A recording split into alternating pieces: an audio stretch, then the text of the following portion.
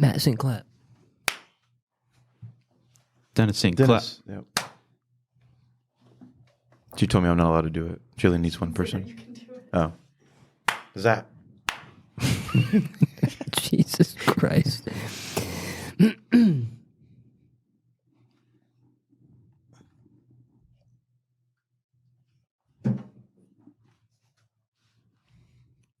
Good morning. Good afternoon, Retroville. Good afternoon. Good evening. We lost an hour, but it's sunnier. And better. And you say you got the best night's sleep of your life last night. 94% sleep score. What you know about it? Whoa. It's admirable. Feeling absolutely electric in the studio this evening. LFG? It's a little hot in here. I'm sweating. I always sweat. Yeah, it's horrible in here always. There's about to be some pitties in this gray sweater that are going to be unfortunate. All right, gents. How goes it this week? Any happenings? Several, actually. Oh, Whoa. Yeah, I watched some of the Netflix series One Day, which I think is kind of popping off. It's made its round around TikTok and the circles of the women in my life. People think it's a good show. So that's a show? Lots of women are saying it's a good show. Wait, what? Name a star. I don't know. They're British usually. Maybe pull up a poster. No stars. It's lacking Jacob Elordi for being as Anne British Hathaway? as it is. This is the... yeah, this always is like, Anne Hathaway. no. Yeah, it is. No, this is a movie. Oh, this is the movie. That's 2011. Sorry. Yeah. I actually think I've seen it. Because there's a... TV miniseries. There it is. It's neat so far. It's interesting. I guess it's a story of two characters who are friends and they kind of like fall in and out of love with each other over the course of some years after they graduate from university. It's about finding yourself and love in others, I guess. Whatever. It's fine enough. This movie is the same story, by the way. Oh, interesting. Yeah, I could probably imagine that. It's a remake. There are no more original ideas after all. And I watched an episode of the Netflix series of The Last Airbender. Not as bad as the movie from 2010, but still very bad. They got renewed for 2 more seasons. Hilarious. There was never a doubt in my mind, though. Going back to One Day, that guy, the guy that plays Dexter, I guess. Sure. He is from White Lotus Season 2. Have you've watched White Lotus, right? You haven't watched White Lotus either, Zoe? Both seasons? Yeah. Get on that. I heard to only watch season 1, don't watch season 2. I think we talked about this before, and I said season 2, I like season 2 more. Oh, yeah, we did talk. Yeah, you're right. So I'm surprised you haven't watched that. Very good stuff. You, not so surprised, but... No, doesn't seem that interesting to me. Holy smokes. But I also watched the second episode of Survivor. Good, still. Awesome. Okay.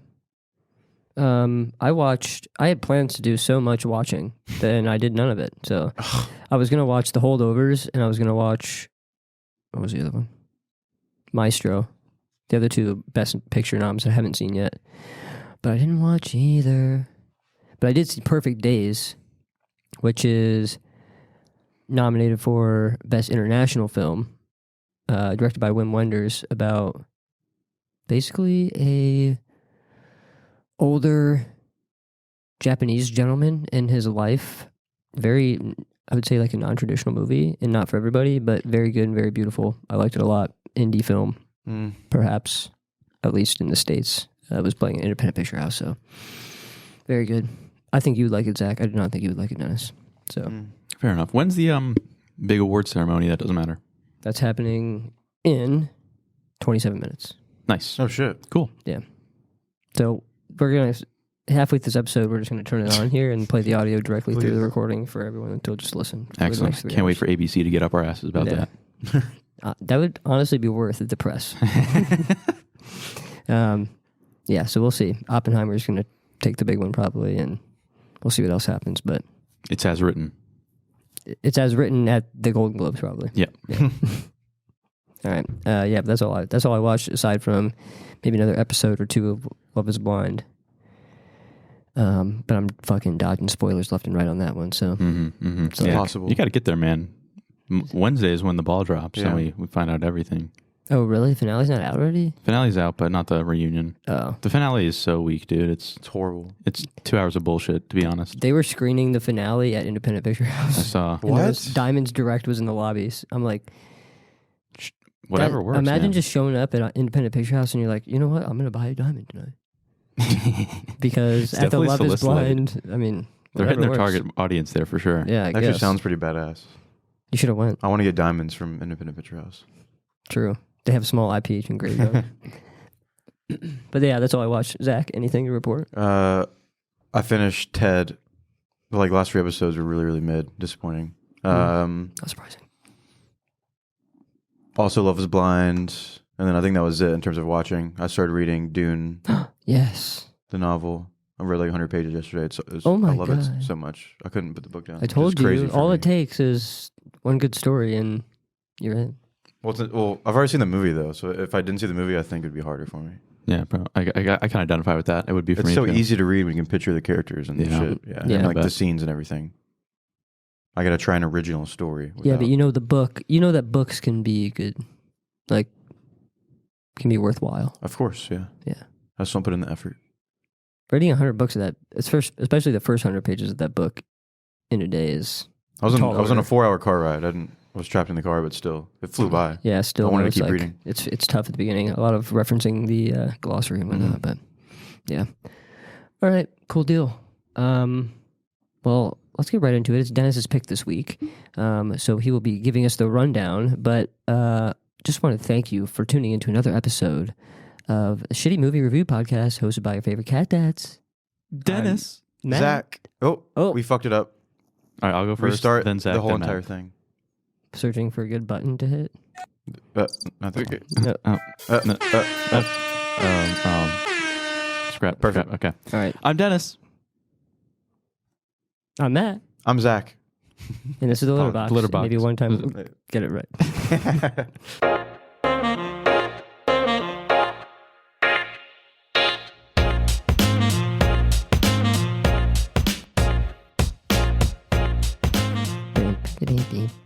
That was good. We should just cut that and paste it in every episode. Uh-huh. Very good. Cool. Best intro yet. Ceremonious fucking of the intro. Yeah. Wouldn't be this podcast without it. All right, Dennis, give us the lay of the land. All right, please. everybody. So this week, the three of us watched Quentin Tarantino's film entitled The Hateful Eight, released in 2015 alongside the likes of The Force Awakens, which was the rebirth of Star Wars after many years of silence, Avengers 2, Age of Ultron, big Hollywood blockbuster, Mad Max Fury Road, personal favorite of mine, and another cold movie, The Revenant, starring Leo DiCaprio. A lot of big movies. Yep, big year for movies, as most of them are, honestly. There's usually some good movies in every year, some big ones. You guys want to know what's funny? This is the time of recent history where Netflix and chill became household slang. Oh my god. I remember using that term Hell yeah. quite freely. You remember the dress, black and blue or gold and white? I was black and blue gang. Yeah, I think it was honestly two different pictures that were circling the internet. Because I've seen I don't think so. versions of it of, Really? yeah, Interesting. whatever. You remember the dress? What does that mean? Oh, Oh, like the dress. it's like a mind trick where some people see different colors. Yeah. Yeah. I don't remember which Okay. side I was on. What house I was in. Anyway, Watch Me Whip, Watch Me Nay Nay was topping the charts. Remember that song? Dude, this year keeps getting better. Keep going. Yeah, I know, right? There's the dress. Oh yeah, I see blue. Yeah, but there's also this one where it's fucking literally white and gold. Well, maybe that's black and blue. It's both. It's Oh, both. you know what? In the sun, it's Yeah. black and blue. In the sun, it's white and gold. Whatever. I hate it. Fuck them. Yep. Yeah. But The Hateful Eight, Quentin Tarantino, starring some regulars of his, such as Samuel L. Jackson as Major Marquez Warren, Kurt Russell, the Hangman. We've got Crazy Daisy Domergue, Jennifer Jason Leigh plays her. And I have to mention, as one of the main four, Walton Goggins as Sheriff Chris Mannix. Mannix. I think he's my favorite of the He's the my bunch. favorite as well. Yeah. Synopsis of the show. Here we go. We got sometime after the Civil War, a horse-driven stagecoach hurtles through the wintry Wyoming landscape. Bounty hunter John Ruth and his fugitive captive Daisy Domergue race toward the town of Red Rock, where John Ruth will bring Daisy to justice. Along the road, they encounter Major Marquez Warren. That's Sam Jackson. He's an infamous bounty hunter. And they also encounter Chris Mannix, a man who claims to be the new sheriff of the town of Red Rocks. They're lost in a blizzard. They seek the refuge at Minnie's haberdashery. When they arrive, they are greeted by some unfamiliar faces. Bob, for one, who claims to be taking care of the place while Minnie's away. Oswaldo Mowbray, the hangman of Red Rock, person going there to perform some executions himself. And Joe Gage, a cowpuncher, and the Confederate General Sanford Smithers. As the storm overtakes the mountainside, 8 travelers come to learn that they might not make it to Red Rock after all. Oh. Juicy synopsis. So juice. Long. Movie's full of some fun and mystery, both on and off the screen, as regular for Quentin Tarantino films. So excited to get into the meat of that with you boys. Yeah. Over some nice stew and a pot of coffee. Ooh. Some coffee better than other. Some pots better than other pots. Just don't poison it. Spoiler. Spoiler. Literally spoiled Actually, the kind of coffee. a huge spoiler there. I apologize. Not really. It's kind Get of the MacGuffin. True. The MacGuffin. What's that again? Plot driver. True. One day I'll remember, Mm-hmm. but not today or tomorrow. The McMuffin. Okay. Initial scores. Everyone's seen this except for me, right? Mm-hmm. Yes. Hmm. Okay, I'll go. Since Okay. you're staring at me. Drooling. Yeah, I've seen this. This was the third time. I saw it opening night in theaters. And then, I don't know, several years later, to the point where I didn't remember really what happened or the twist or anything. And then, again, this week's only 3 times. I'm a big Tarantino fan. And up until Once Upon a Time in Hollywood, well, to be fair, after watching this the previous time, I had highly regarded this one as the best. And after this viewing, I think Once Upon a Time in Hollywood is better. So this was my GOAT for Tarantino. Damn. And then I didn't. I guess what I'm trying to say is I did not enjoy the third viewing as much as any of the first 2. But I think it's because this is a whodunit movie, and it kind of just wears off when you know what's going on, and it's definitely not as entertaining when you know everything. Yeah. So that kind of hurt, but I feel like that's not really fair. Because I just remember the first viewing being outstanding. But anyways, rambling here. The acting is fantastic. It's like the typical Tarantino where it's like kind of nothing happens. Like you're just in a room, it's people talking. And we talk about this a lot, about how him and Scorsese are so good at just script writing and dialogue, and how just fucking entertaining, like just people sitting in a room talking is. And this I guess would be the best, I feel like, with Tarantino with doing that, just because the actors are so good, the script is so good, the dialogue is written perfectly. It's just so entertaining. So I like this a lot. It's Tarantino at his most vulgar and nasty, I would say, which I love. Like, I love the vulgar language, the obviously the gore, I love all that shit. That's like my favorite stuff with Tarantino, and this movie is like that to the, I don't know, 100,000th degree. He went off on this one. But anyways, yeah, I love the time period. It reminds me of kind of like Red Dead. Yeah. I love Western shit like that. And he kind of went for like a Western take here, which is so cool. Like, I don't know. I remember before this movie was coming out, I was like, oh my God, Tarantino's making a Western. Like, it was a big fucking deal. And yeah. Anyway, I feel like I'm rambling on this one. I have a lot to say about it, but I guess it's a lot of spoilers. I like this movie a lot. It's just not as like GOAT status as I thought it was in my head after the first 2 viewings. But I'll give it 8.5. But excited to talk more about it. Nice. Okay. As we said, this is my first viewing of this. I believe, 3rd Tarantino movie after Once Upon a Time in Hollywood and Pulp Fiction, both of which we did on the pod. This one I didn't enjoy as much as Pulp Fiction. I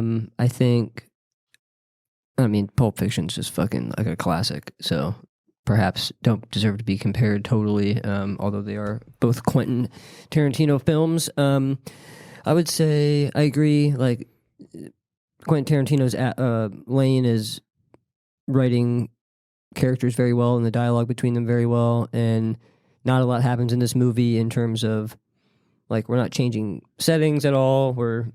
It's just a bunch of people in a room dealing with conflict. And for that, I think it's entertaining and very well done.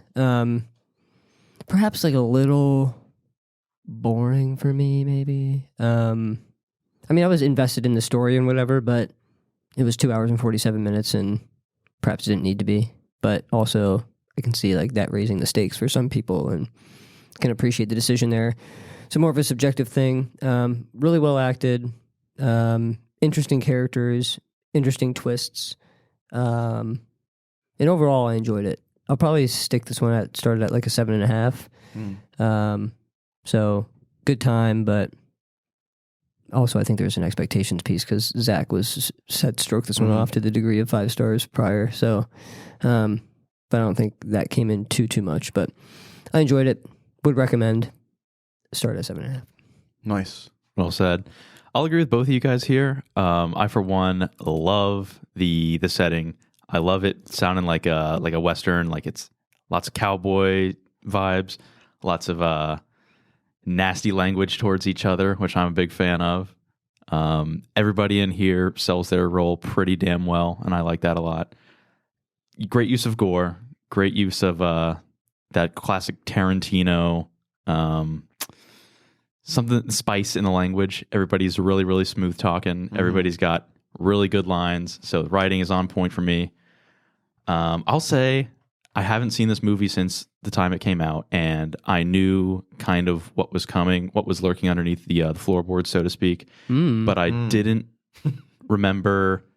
I didn't remember exactly who done it necessarily, and I didn't remember the ramifications of that. So going into this movie, on this viewing, I was absolutely in the dark on who was a good guy and who was a bad guy, so to speak. So everybody was equally, under my microscope for my own investigation, I guess. Nice. So I really enjoyed that about this movie, and I totally agree. If you know what's going on, if you know what to expect and who's playing what role and everything like that, a lot of it's gonna, ruin the surprise for you, ruin the fun. But that wasn't the case for me. So even though it's not something you can watch over and over again and get the same value out of, this was the right amount of time for me to rewatch it. So nice. I'm going to start it off at an 8. Nice. Good. Oh, okay. Appropriately. We're on the same. It's a Get it? Kill me. Yeah. No. Very good. I have a lot of fun stuff that I want to bring up too. So let's go. I'm happy. Nice. Yeah. I wish that we had all watched this for the first time for this. Yeah. Because, like when you have something that the twist is a big part of it, or like the mystery, it's hard to come back from that at all. You kind of have to think back to how you felt in your initial viewing to some degree, which can be tough. I want to read a couple of fun facts about this one. So the first one is that this movie almost didn't happen because the script got leaked, or a portion of the script got leaked, and then Gawker. Do you know what Gawker is? Gawker? I know. I think it's a potentially a production company, whatever.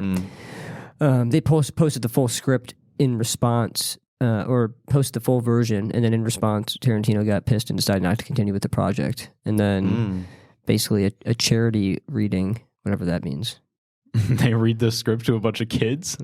Is that what that is? No, I don't think so. But someone look up what charity reading is. After a charity reading, he was kind of reignited, or his passion for the project was reignited, and he decided to move forward with it. Damn.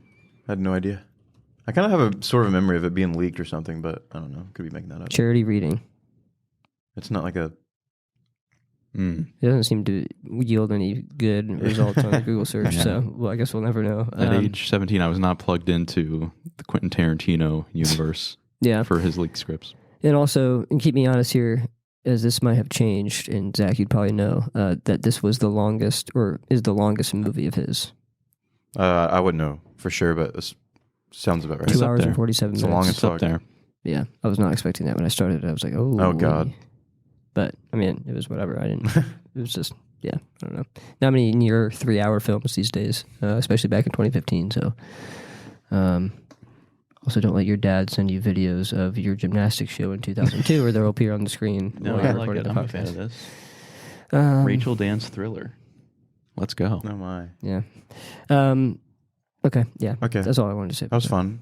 I want to say from a technical aspect, I think it's like a 10 out of 10, just with like the cinematography, the music, like the opening, like just establishing shots of like the snow and like the slow... I guess some people be turned off on it. It could be kind of boring, I guess, from a sense, because it's really over drawn out. But I love how it sets the mood and kind of tension for what's to come. I don't know. all 3 times I watched the movie, I just remember like loving the opening scene. And yeah, just setting the atmosphere basically. But yeah, cinematography is incredible. And the music, I guess, and sound would be, or not sound, just music. It's probably like my favorite part of the movie. Like it has a very central theme, and it's kind of like, I don't know, kind of dark and like westerny. I don't know, it's badass. Really good. And then obviously acting. Yeah, I just want to say from a technical aspect, that's probably my favorite of Tarantino, even though I think Once Upon a Time is technically better, but I enjoyed this one more from those aspects. You know what I like a lot? This movie does a really, really good job of making you know how cold it is.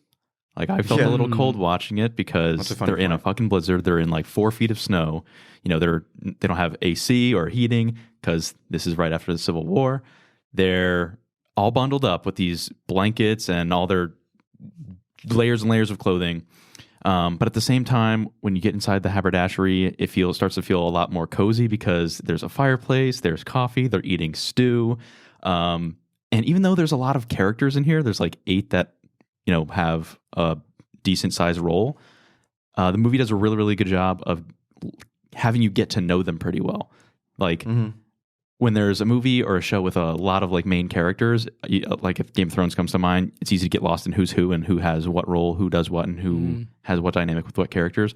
But in this movie, there's a lot of like asides or moments where a small group of characters is talking to each other, and it builds a really, really nice rapport with each of them, and it lets you know exactly what each person's dynamic and familiarity with each other person is.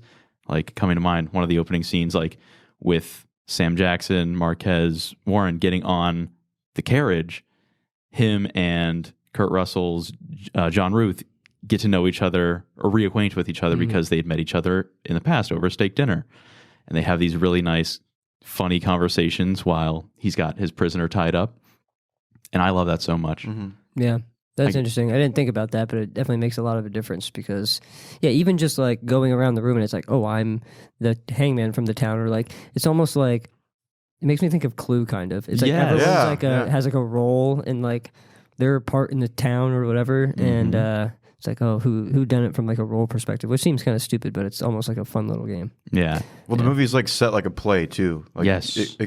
Basically, it is a play for all intents and purposes, which I think is cool. Like, you even have a fucking narrator that just shows up halfway through and explains like the entire backstory. Which, of course, is Quentin Tarantino. I did not know that. Yeah. That's his funny. cameo for this one. I literally didn't know that. That's cool. Yeah. That's but also, sorry, but to your point, or what you started off with, like, you feel like, I don't know, how cold it is, and I don't know, it's like the movie's kind of like a comfy blanket for, like, I don't know, a stupid analogy. Yeah, this movie is that bowl of stew. Literally. Like, this is a movie I can just have on in the background and just, like, I don't know. The dialogue alone, I might be a psychopath for saying this, but the dialogue alone I wish I had on like a 3-hour Spotify track that I could just play while I work. It's legitimately like not just funny. Like, the movie's hilarious. I think it's the funniest of Tarantino's movies. I might agree with that. But I just love how vulgar and nasty they talk to each other. It's just like, it's so entertaining. Like, and they're like, I don't know, the camaraderie of all the characters going back and forth. I think also like acting obviously has a big part to do with that, not just the script. But obviously Sam Jackson's like the GOAT, I guess you could say, when it comes to that. But then, I don't know, I think the old man is kind of funny. But then, what's his name? Walton Goggins? Sheriff Chris Maddox. He was a standout in this one. He's probably my favorite character. Because he's very like charismatic, and he's like, I don't know, kind of a caricature of himself. Like, because he's just, I don't know, he acts fucking crazy, but he's like the typical just crazy. I don't want to say overacted because that sounds negative, but, you know, Tarantino's same. He's bombastic. He's over the top. He lets you know who he is. Over the top, yeah. Yeah, I mean, your caricature that is a good way to put it. He's very, But yeah, that's like my favorite part of the movie is how funny and the dialogue. But I could say that for any Tarantino movie. I think Pulp Fiction was funnier for me. I don't know. There's just like, there was a couple scenes in here definitely that I was like, oh yeah, laughing or whatever. But there were some ones in Pulp Fiction. I think maybe it just like took me more by surprise, and I was like, I don't know, whatever. That's fair. It's funny. But like the door in this one. Like, Oh, just that's the so repeated like thing every time, like kick, or you gotta nail it shut, blah blah. 2 pieces. Yeah, they open the door like 4 or 5 times, and every single time, you know, it's a new person opening the door every time. So of course they have to be reminded, oh, the door is broken, so nail it shut with 2 planks of wood. Yeah, and it's, you know what it is? It's exactly like when you're trying to teach a new person a board game, and everybody else has played it before, so you get like 4 people shouting the same directions at you, and yeah, it just adds to the humor. Wait, Yeah. who plays the Frenchman? The Frenchman, that is the guy that plays Honey Bunny or Carrot Cake from Pulp Fiction. Tim Roth. Tim Roth. Yeah. I lied. No, Walton Goggins I love, but he's my favorite in this movie. He's so no, funny. You had it right the first time. Wait, he was the drug dealer in Pulp Fiction? Is that what you said? He was the guy in the diner. That was part of that Bonnie and Clyde duo. Oh, yeah. I remember now. I don't remember. Honey Bunny? Remember him calling him Honey Bunny? He was holding up the diner at the end. Oh, yeah. I was in Diner and Jackrabbit Oh. Slims or whatever it's called. Next time. His accent, and then like mixed with like, I don't know, him kind of being like the leader, or not the leader, but I don't know, at the end that he's in on it and he's like one of the bad guys. But I guess watching it a third time, like he's just funny. Like He is really by funny. not even saying anything funny. It's just his accent, and I don't know. It's like when they're about to. Can we Spoiler before we say a third spoiler? Let's enter spoiler territory. Sure, That should be a given after Yeah. our intro. for We're every spoiled. episode. True. But yeah, when they're about to, this is like way later in the movie, and they're showing you what happened at Minnie's, and they basically murder Minnie and everybody in the haberdashery. Like moments leading up to when they're about to all just go in on it and shoot them all, like just the way he was like interacting with them, like such a sweet like guy. I don't know, just funny as fuck. Putting on the real nice guy face Yeah, for everything. exactly. You know what I thought? I thought to Inglourious Bastards at the opening scene when it's Christoph Waltz playing the Nazi guy. Oh, yeah. And he's so sweet and charming to the that was French dude. yeah. But then he turns around and he's like, "You're sheltering enemies of the state, aren't you?" No, he does a really good job of like playing a nice guy and then turning evil. And even during the runtime of the movie, when he's pretending like just an innocent British dude visiting because he's coming into town to be the hangman, he plays that role really well. Mm-hmm. But in reality, he's an Australian dude or something with an Right. Australian accent. So he plays a character within his character pretty well too. Yeah. Mm-hmm. We like that. We like when they have to hide Meta their acting. true intentions. Yeah. It's great that like we get to sit here and talk about each individual character and go on like a 20-minute rant. Mm-hmm. I mean, because that's Tarantino's MO. Like we said early on, is builds up these characters, and you just get invested just based on their unique and crazy personalities per se. Mm-hmm.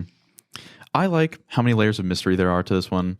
Tarantino plants seeds really, really early on with some people just winking at each other.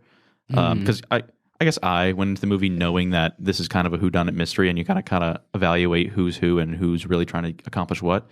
But in the snow carriage ride on the way to the haberdashery, where it's just Sam Jackson, Kurt Russell, and Daisy, Jennifer Jason Leigh, she winks at him after she gets punched in the face by Kurt Russell, and that kind of tips me off a little bit. Oh wait, were they working together in the course of this movie at any point? But no. So just a little throwing me off the trail.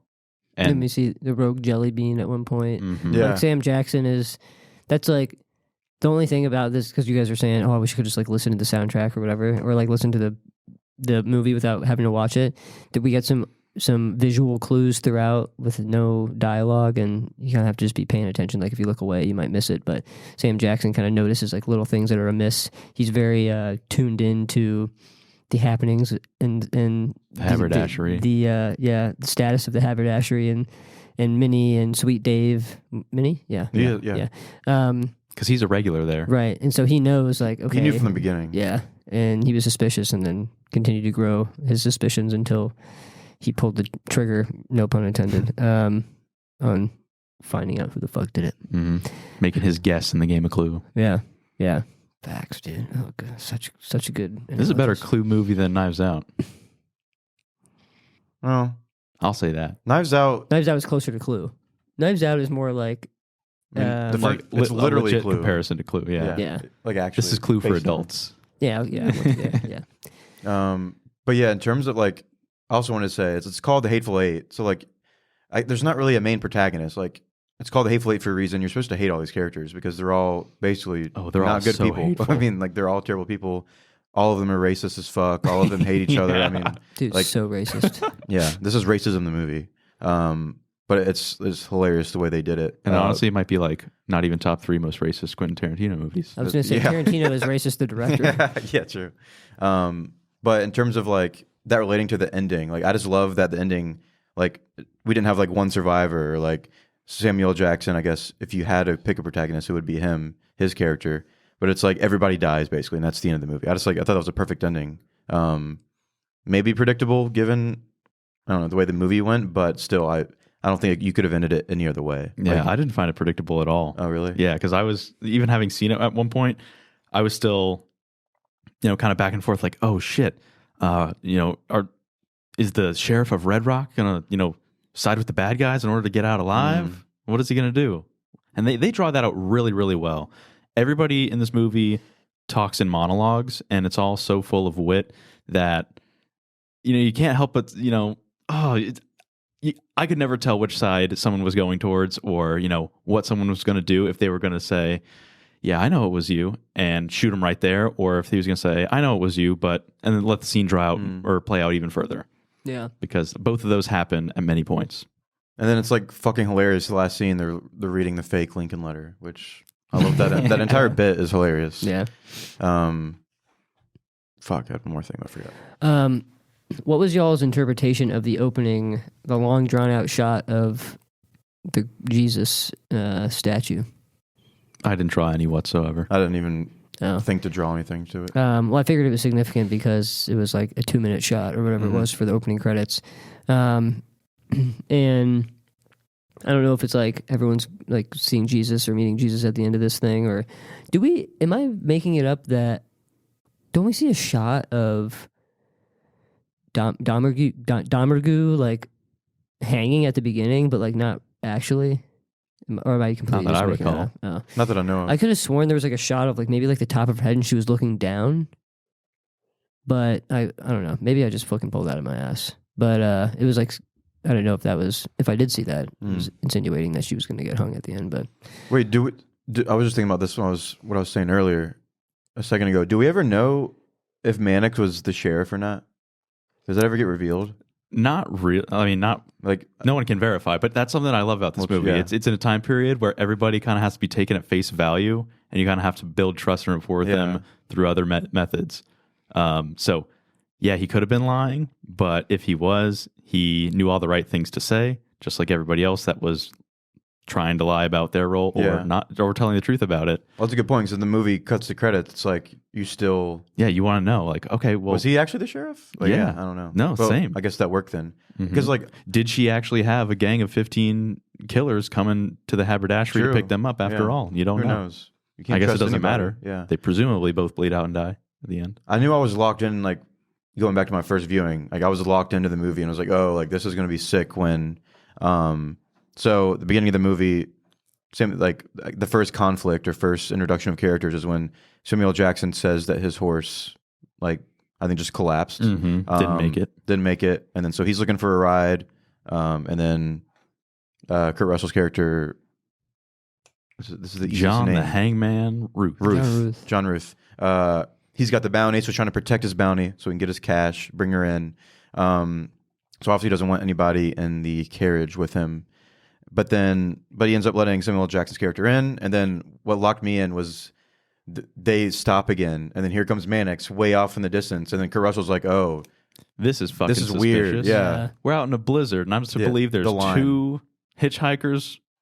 Yeah, I don't know if that's the line, but that's the idea. And I was like, "That's perfect," because like I would think the same thing. Like, yeah, y'all must be working together. This is starting to get a little weird. fishy. And then that's when I was like, "Okay, it's going to be this type of movie." And that's when you start like, and that's what Mannix's introduction was like the funniest, and like you're trying to guess like, because I remember like the entire movie, even through this watch, because I don't remember all the details at the end, but I like was like Mannix is easily, and I think Tarantino wanted you to think that, but he's easily the mole or like like he's so sus. He's the most sus out of all of them, and I like that Tarantino like wants you to like go that way, and then come the end of the movie, he's kind of like an anti-hero, because like he's built up as like the most racist of them all, like. Obviously hates Samuel Jackson's character, like right after the Civil War, talking about like his gang, his entire racist gang, his rebel gang, yeah. And then like you're as an audience, you're built to just hate this fucker. Yeah, he goes so quickly from desperation when he's flagging down the stagecoach to a little bit of confidence once he can, kind of flex that I'm the new sheriff of that town you guys are headed to, so you got to take my authority into account. Yeah. And then he gets like hateful and nasty to Sam Jackson once he finds out that he was in the cavalry for the Northerners. And then cowardice as soon as Warren pulls the gun on him and tells him, "You can ride up top of the OB if you keep up that hateful talk." So good. But yeah, this is what's that game where you have to figure out who is it? Among Us? No, I guess it's Clue, Among Us, whatever. I like it a whole lot. Deducing. Yeah, and this is like a proper, like you made the comparison to Knives Out earlier. Knives Out and Glass Onion both will show you things that didn't actually happen, and they'll go back and like change the scene. So it's like, even if you were trying to figure out, you couldn't, because there's information that was literally inaccurate that was presented to you. This one, you can actually pay attention to like small details and try and make. There's not like a ton that points to who it is, but I like that. If you tried really hard, you probably could figure it out at some point after a couple of watches or something. Well, I kind of disagree with that, because I guess turning point in the crux of the movie is that there was a guy under the floorboards the whole time who was just waiting for his chance to strike. And Channing Tatum of all people. Yeah, that's hilarious. His name's Jeff. That's something that, like, you just can't account for that. It's like, oh, well, there's a piece to this that was lurking below that we never saw, that we never could have pieced together. I guess we could have imagined that maybe, Bob running the haberdashery was in cahoots with the other guys, but never that there was a secret man that was off screen the entire time. Yeah, definitely not the full picture, but potentially part of the picture. But yeah, do you think, did you like the twist? Did you like Jody under the floorboards twist, or did you think it was like a cop-out, kind of like, oh, you wish it was someone who was there? I feel like it was a bit of a cop-out. And I also don't like how the poisoning of the coffee happened off screen in a way that like nobody else saw it. So there was nobody but Daisy. I guess that's kind of neat. Somebody saw it and somebody was plugged into what was happening. But I don't really like that he was lurking beneath the floorboards. But since I know that he was lurking beneath the floorboards and that was what was going to unveil itself at the end, I do like that there's a little couple shots and stuff that shoot from above, and like the floorboards creaking are pretty prominent once you know that's the case. Particularly, I think the first time that Kurt Russell walks over and pops his gun down on John Gage's table where he's writing, you see him walking over from above. You hear his boots hit the floorboards. You hear it creak and everything. And I was looking to try to make sure that you couldn't see anything beneath. You only get to see a little bit of light coming up. You should have done that. Yeah, that would have been nice. But yeah, I also think it was kind of a cop out, but I also think it's kind of like for the bit. Like, it's supposed to be kind of dumb and funny and silly. Yeah, true. So I guess it works in that case. But I mean, it being Channing Tatum, it might as well have been Matt Damon. That would have been. Well, because I read. Well, obviously they showed Channing Tatum's name in the opening credits. But then I forgot about it completely. Oh, and then funny. they showed him under the ground, and I also didn't recognize him because it was like kind of like a dark, shadowy shot. And then when it was revealed, I almost like still didn't know if that was him or not. And I was like, oh shit, that was fucking dude. Like, why Channing Tatum? What a fucking random ass casting. But I thought that was funny. I also like that, like the explanation of him being her brother. Like, I was like, who the fuck's gonna come save this girl? Like. I don't know. There had to be something that made sense for someone to go to all that trouble, and that was, I don't know. It wasn't like a crazy explanation, but Yeah, in terms of like poisoning the coffee, like I just love like that's how, because I guess up until that point in the movie where Kurt Russell's character drinks and dies because he drinks poison coffee, it's like you think he's the protagonist, like he's the bounty hunter, he's the hangman, he's got the cool nickname, and you're kind of, I mean, you start the movie with him and then you just go from there. Because I guess if anything, you want him to succeed in taking in this horrible person to hang, and then he's the first one to die, which I love that. It's a very shocking moment, and that's like the first twist. But also, it's funny to me that it's very ironic that he's so, like from the opening scene, so careful, like so watchful and like protective of like trying to figure out who is good, like who he can trust. And he takes every fucking precaution, every precaution he takes is smart, and then he doesn't think to if somebody wanted to kill you, that'd be the easiest way to go. So he's going to poison a coffee. You're not watching it all the time. It's just funny that that's the stupidest way to go out is that. That's how he dies, when he's been so protective this whole time. It's super ironic. I also think, but I think it's realistic because he's more so thinking, oh, they know that I have this prisoner and that she's worth money, so they might want to like decide then and there that they want to kill him and take the prisoner, as opposed to like someone with like poison, you need to almost plan ahead of time. Like it's not like you're probably carrying poison on your person all the time, like it would be a gun back in those days. And they're all sharing the coffee pot and the stew. It's all like a communal thing. You mean you probably feel safe from that? That's fair. he definitely wouldn't have been going to sleep if he had the chance. Oh yeah. Yeah, right. So back to the coffee pot and the poison. Those fucking shots of them like throwing up blood. Oh my god. Were insane. And like, I don't know, gore doesn't really get to me that often or like that much during movies. And people say like, "Oh, I'm eating." Like when you talk about gross shit, and like I'm like, who cares? But I was literally eating when that happened. And I was like, this is fucking gross. Particularly the shot where Jody is shot in the head. Yeah. And Daisy has like all his brain matter like all over her. And I'm like, and it's like in her hair and shit. I was like, bro, this is fucking that was realistic and gross. Wait, and which one's disturbing. Jody again? Channing Tatum. Oh yeah. Yeah. Oh right, yeah, because I have it right in front of her. Yeah, that was crazy. Notably, The some splatter. of the best use of a gore and my favorite Tarantino gore scene is definitely when he gets his brain blown out all over Daisy's face, and her face has blood running down it, and there's little chunks. It looks like it's like chunky vomit, but just bloody and gory. Of her brother. Yeah. Oh my god. And she's got her busted mouth with her missing teeth and everything at this point too.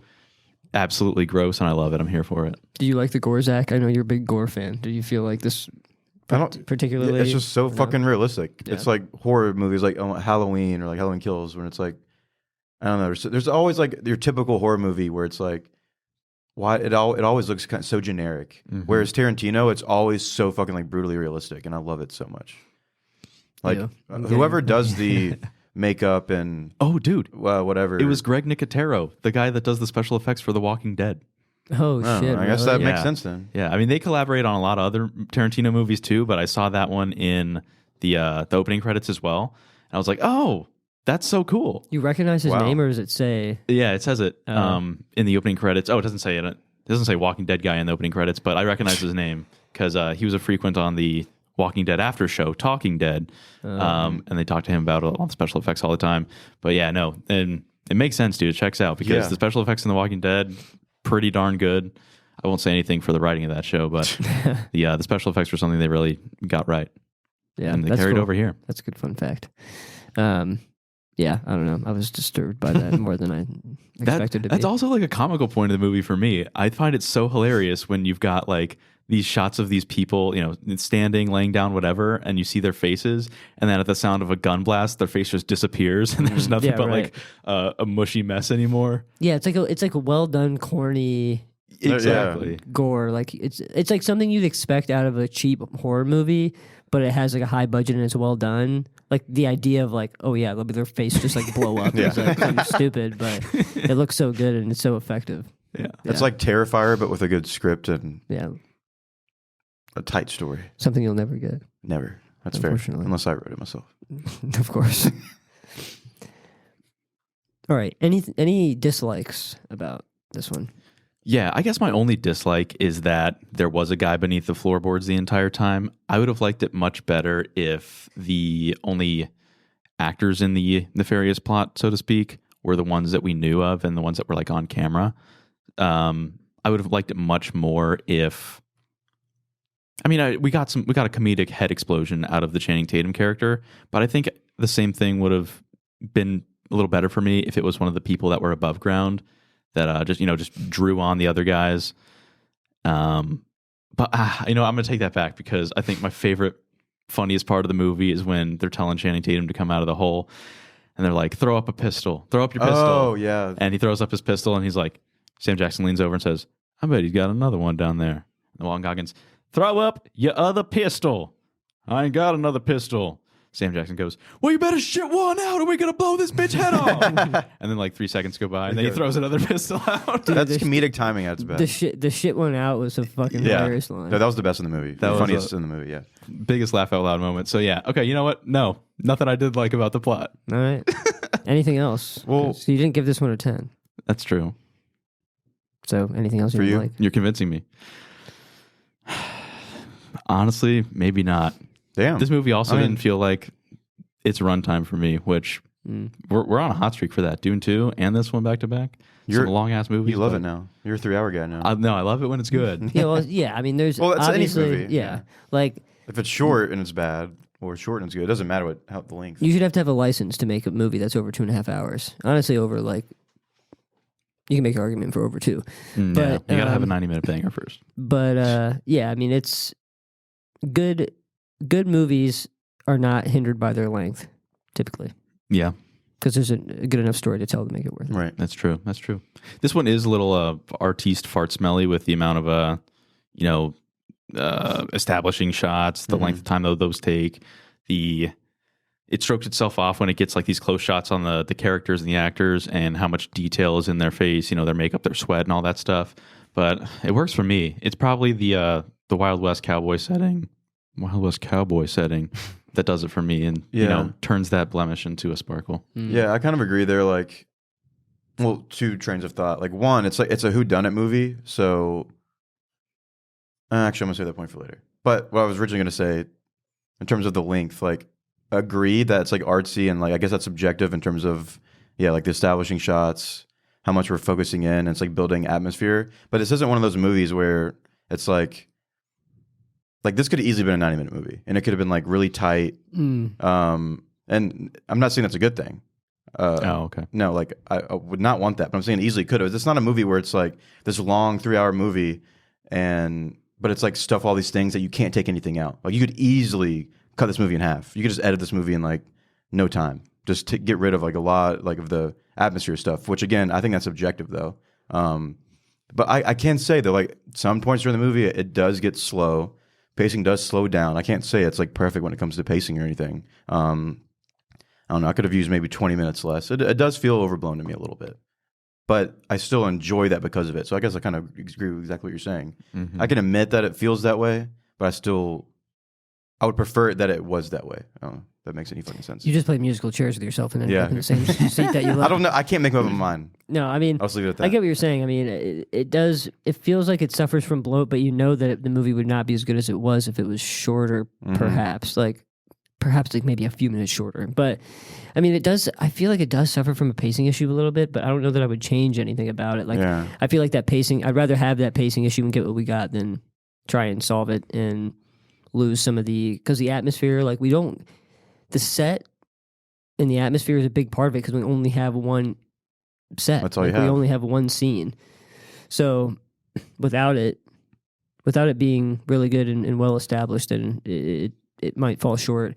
Same with the characters. Like maybe instead of having some dead time where there wasn't much said, like having some more dialogue or whatever could have helped.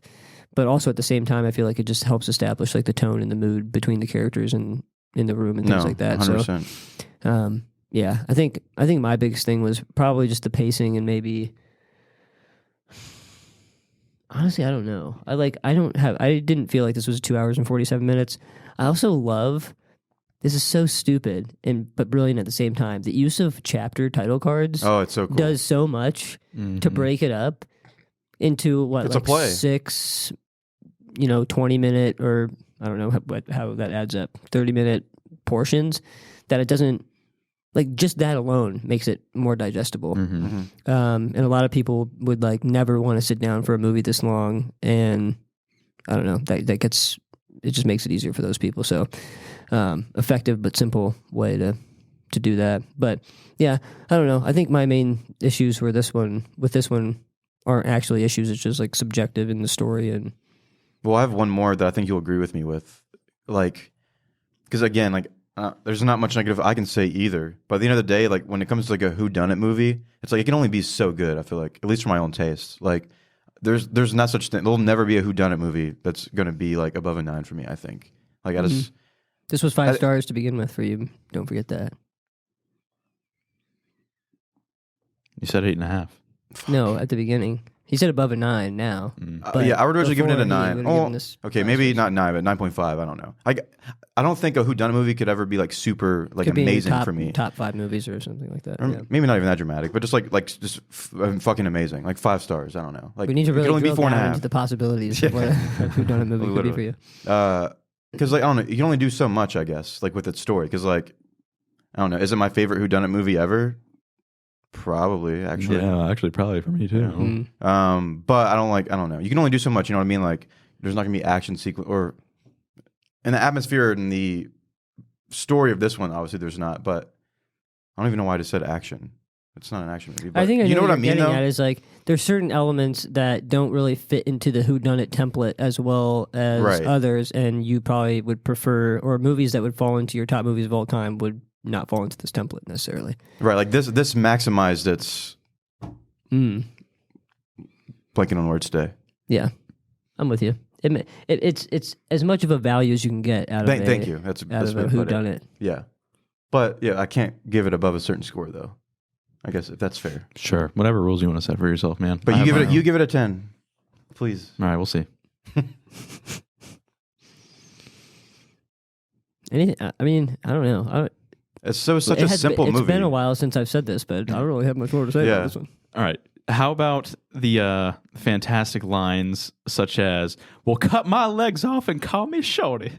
Oh, I missed that one. That's funny. Oh, my gosh. Yeah, I don't even remember Who said that? That was Walton Goggins as soon as he realized that he was in the presence of General Sanford Smithers. Yeah. The Confederate general. Oh, okay. Well, we said this earlier, and you guys were stroking him off, but I like Mannix as well. Like, I hated him at the beginning because that's what they want you to Tarantino wants. But yeah, as it went on, like once the second he joined, Warren on the other side, like in holding them at gunpoint, that was like the shift, and he was and you could even see it in his face, like the sparkle in his eyes. He was like, "Oh, I'm on this side now." And he's like, "What made you do this?" And he's like, "Well, I knew you weren't the one to poison the coffee because you almost fucking drank that." And I think he probably was going to be the new sheriff because even down to like the final scene, he was still like when there was he was getting no boost from that anymore. He was still saying it. So I wonder if that was I can see that. Yeah, truthful. But I do like how we don't really find out. Not that it really matters, but it's just it's just fun. You just have to take everyone at what they say, and that's everything in a setting like this. Yeah, I think so. I made a tier list of the characters of how good they are, or like how convincing they are of their character and everything. That's what you meant by tier list. Yeah, sick. And so I've got Walton Goggins as Sheriff Chris Mannix here at the top at S tier because I think far and away he does the best job of playing his character. Yeah, I can't look at him and see anything besides the sheriff of the new sheriff of the town. All his dialogue, all his lines are 10 out of 10 for me. He's a racist and gritty as they come. He's probably the most hateful at the beginning of the movie towards Sam Jackson. I put Sam Jackson at A just because this is classic run-of-the-mill Sam Jackson. Yes, he's great and everything, but I don't know. I don't think it's on the same level as the performance that we got from Walton Goggins in this. Originally I didn't like Daisy's character. I thought she was really poorly... I didn't buy into her at all. I just thought she was reading straight off the script, it seemed like. But she comes to life much more further down the line after the hangman, John Hurt, is killed. We've got English Pete Hickox. Who plays him? Tim Roth. Yeah. Oswaldo Mowbray. He's good for that reason. He plays a character inside of a character. He does a couple different accents. I thought he was really good. I could have seen him, he was really good. We'll leave it at that. I think, and just to add to his character, I feel like he was the quirkiness that we needed. Everyone kind of felt like very rigid and rugged. Are those different? Gritty, like serious. Yeah. And so I think I liked him because he was almost like the Benoit Blanc, goofy guy. Yeah, just like quirky and kind of I don't know, sing-songy guy in a serious situation. Right. Yeah, he does really good for that. So thanks for bringing that up. I put Kurt Russell here as the John Ruth as C tier just because I think it's mainly his accent. I don't think he puts on any kind of accent, and he just uses his regular voice. Meanwhile, everybody here is in the West, it seems like, and everybody's some kind of cowboy with an accent. He is just using regular Kurt Russell voice. He's just a hangman. I guess so, but like, where is he from? It just seems like... No, I thought he had a little bit of an accent, but... Maybe, but it wasn't convincing for me if it was there. And then we got the General Sanford Smithers here in C tier just because he doesn't really do much besides sit in a chair and be old. Yeah, and hear about how his son sucked off a black man. Oh, that was fucking hilarious. That entire sequence was. I didn't feel the need to touch on it because I forgot about that. Blows my pants off. Holy fuck! So funny. That was so mean. Yeah, that was fucking insane. That was like just. I like that. I like that was we saw that side of Sam Jackson's character because I feel like while we got I mean, he's like a cleverly or like a witty guy and says like a lot of clever things, but It shows us that he's just as evil as everyone else. Exactly. yeah, but also like hateful eight, because he's the only black person in this, and this whole thing is taking place in a time of extreme like racial divide, like the most extreme racial divide, and so I like that he was kind of being vengeful in that. Yeah. Well, that was like the best revenge to like racism ever. Like you can't get more dirty and vulgar than that. And it was like I was there for it. The worst thing he could have done is tell me that he's your son. Oh yeah. Oh yeah. God, it's so good. Yeah, that scene alone is worth a rewatch, honestly. Yeah. And then in D tier, I've got Bub and Cowboy John Gage. Yeah, they just don't do a lot. It does actually make me mad too about Gage because like I should know the actor's name. Sorry, I'm blanking, but he's Madsen. great in all of Tarantino, or any time he's in a Tarantino movie. He's usually a standout. He's like a badass of some sort, or I don't know. He's a really good actor. And then this movie, he's literally left with nothing. Yeah, I guess if I have a negative for he's the just movie a jobber. overall, He's a henchman. He's probably him and the other guy you're also about to mention in D. They're Senior both Bub? yeah, they're not prominent at all. Yeah, the background characters. Senior Bob, I don't know if that's his real voice or whatever, but it just seems like, I thought maybe he was a definite bad guy for sure, just because his voice is like this, amigo. And it sounds like a white guy trying to do a Mexican accent so hard. Yeah, that's true. And so I don't know if that was just his actual voice or if maybe that's how he definitely Mexicans was, sounded back in the day. he was I forget his actual name, but something the Mexican. Yeah, like even to like to this gang. To the gang. So he definitely was. But his voice sounded like a white guy trying to do a Mexican the entire time, even when it was his real voice. So whatever, man. He's in D tier, and then Cowboy just didn't do a whole lot. I feel like Gage deserves his own tier that's lower. Really?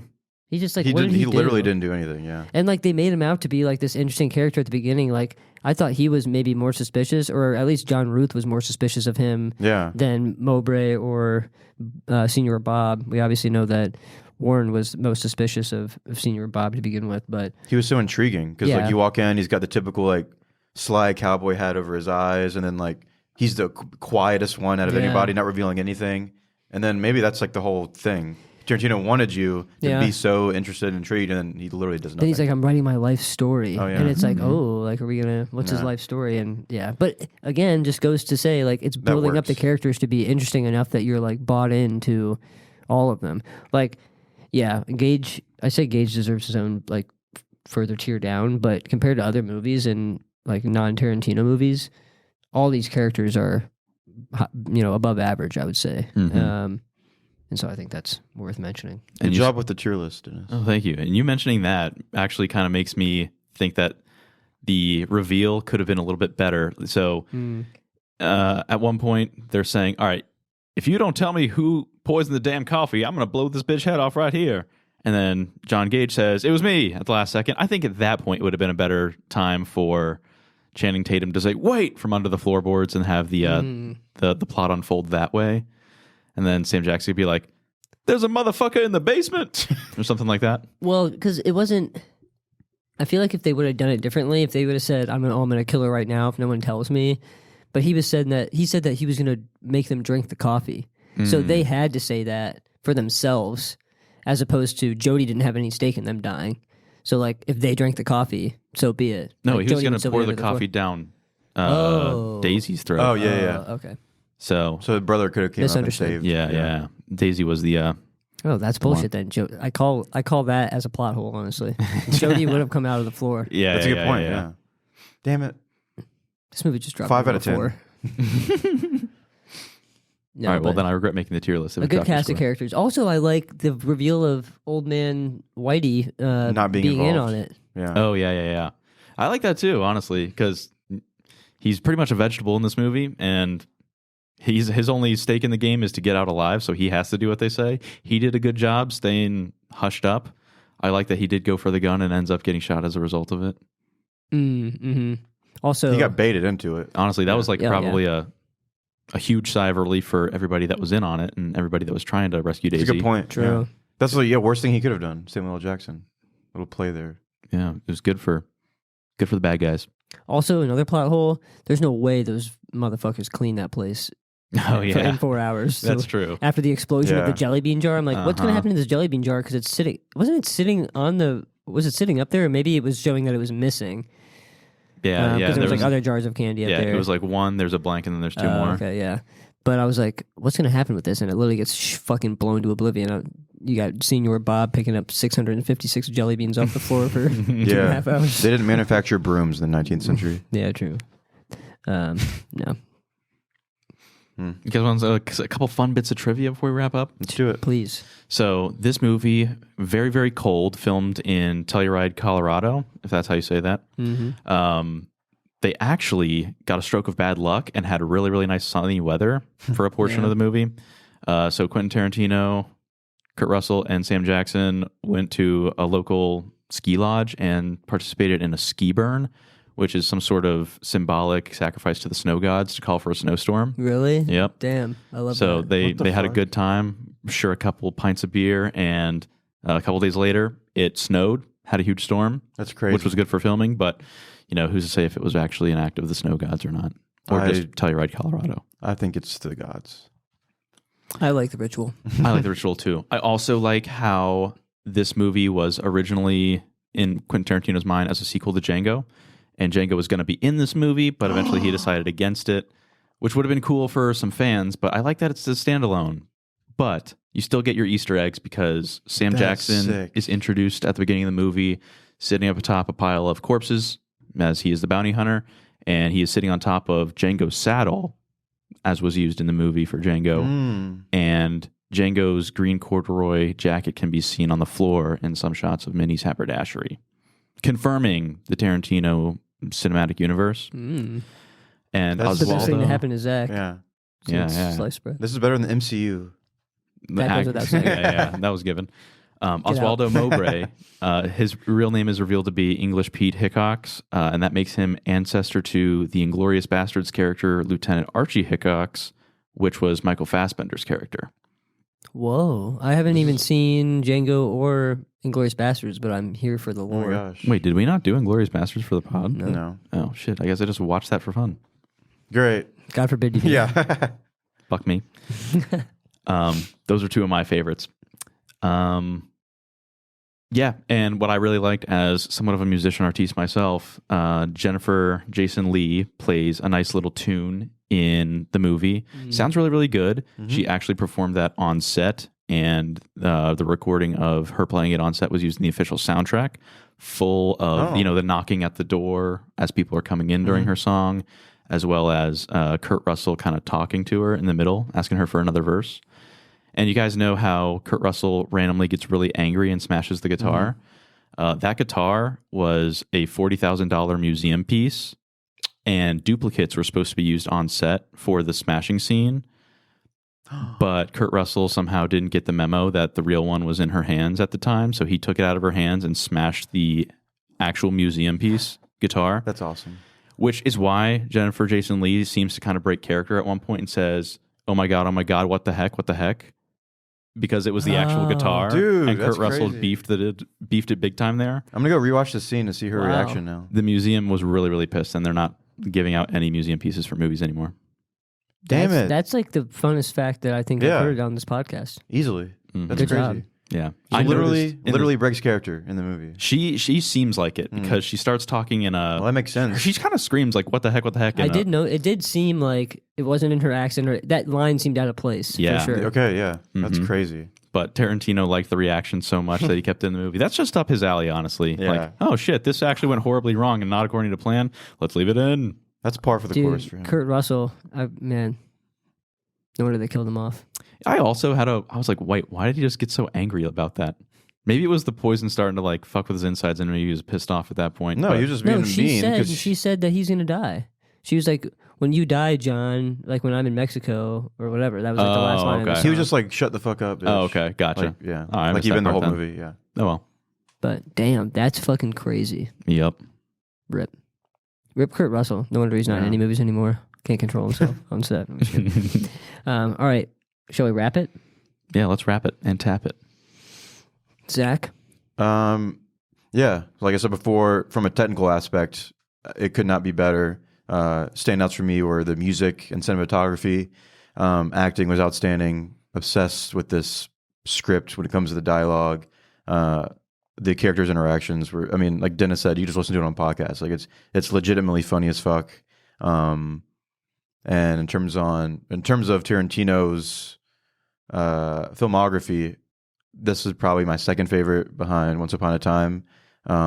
It's really, really, really good. That's all I got to say. I know a lot of Tarantino fans do not like this movie, and this is most Tarantino fans' least favorite Tarantino movie. Interesting. I think it's like the worst rated too in terms of reviews.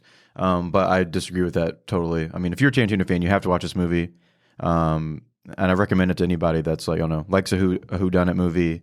Obviously Tarantino, but like, I don't know. If you can sit through a 3-hour movie and, you know, be there for the atmosphere. Obviously it's a Western vibe. If you're into that, you'll definitely enjoy this movie. Because again, it's really funny, gore, sick. I don't know. I have so many good things to say about it, and only negative would be it's a whodunit movie. So if you don't like a whodunit movie, probably not gonna like it. We need a whodunit count from you. Yeah.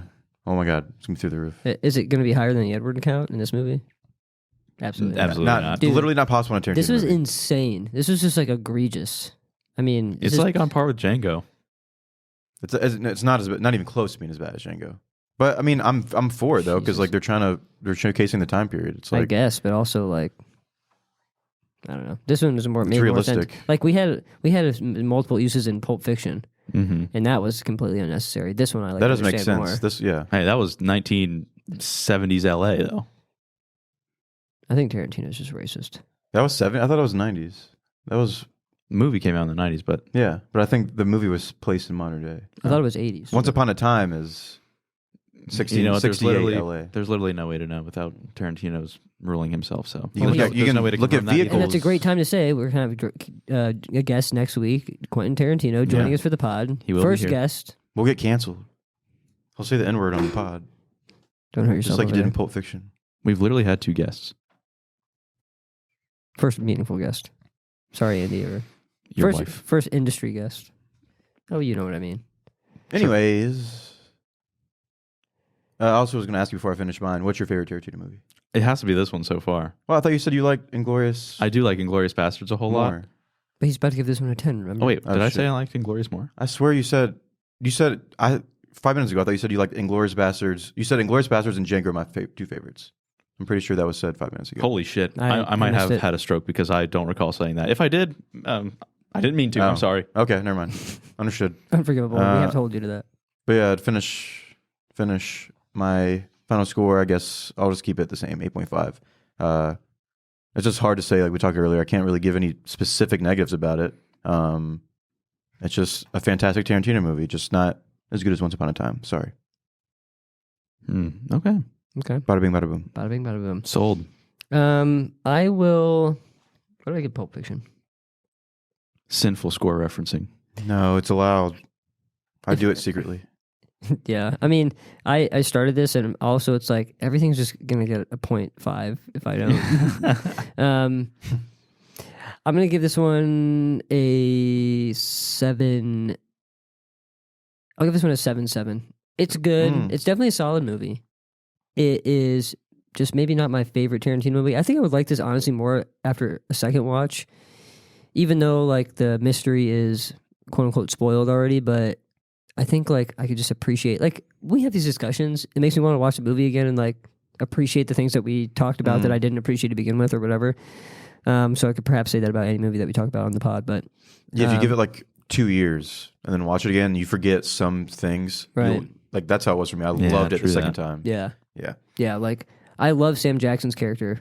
I thought he was great, like really well written. I also love how he has worked with Quentin Tarantino for so long. Like, and I haven't seen him really in anything except maybe like Star Wars or like Marvel. yeah, Marvel, but I don't even count that because he's doesn't usually have a major role in that. But it's nice to see him in movies where he's playing a prominent role. I think he's great. Well shot, well written. Interesting characters, as I would have expected. A good time. Pacing is tough at times, not for everybody. But if you like Tarantino and you like a slow burn that's interesting enough to keep you, or with enough going on to keep you interested the whole time, then you'll probably like this one. So yeah, what I say is 7.7. Mm-hmm. I'll stick with that. It's a good score. Right on. Cool. It's, you guys know by the end of this recording, everybody knows I'm a huge fan of this movie, and I would say I'm starting to become a huge fan of some of Tarantino's work. Like, I definitely did not like Once Upon a Time in Hollywood. I haven't given the Kill Bills a fair enough shot, probably, but I really like a lot of things about Inglourious Bastards, and I really like even more things about this movie. So this is probably my favorite movie of his that I've seen so far. I'll land it at a 9 because this is such a banger for me. Nice. It's got probably the best monologuing and dialogue and character wit in the writing of any movie I can say that I've seen recently, and I'm just a huge fan of that. That goes so far and carries so much for me. So I'll keep it there at a 9. I would definitely recommend if you like, some dark humor, dirty gore, even dirtier language, and violence, and nasty characters, because this movie is a great case study on how to do that. So I'll leave it there. Nice.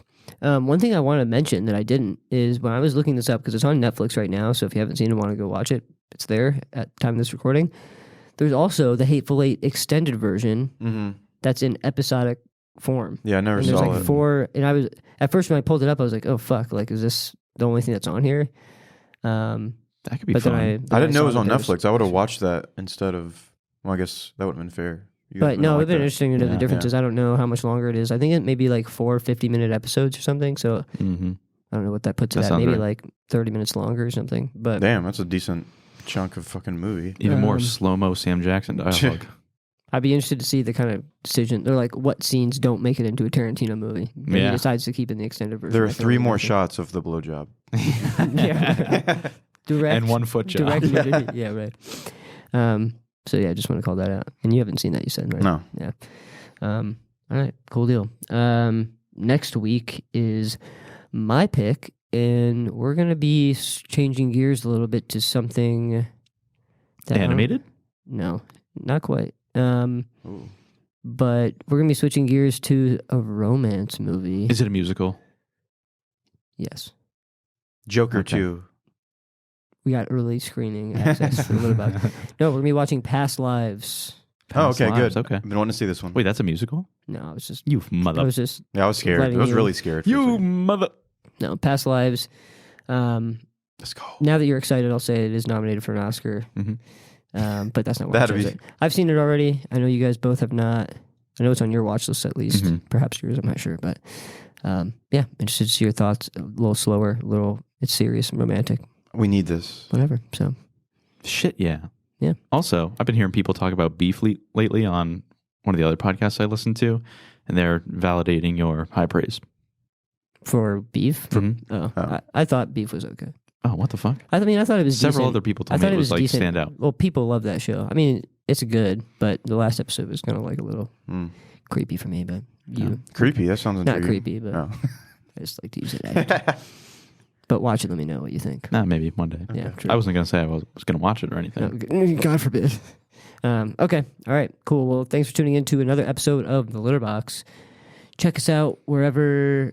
Oh, you're already checking us out. Share it with your friends. Check us out on YouTube. Follow us on TikTok. Just launched. Bigly TikTok. And leave us a review, please. Thank you. Before TikTok gets banned by the federal government. Yeah. True. Get in while you can. Get your reps in. All right. Catch you on the next one. Adios. Bye. Bye.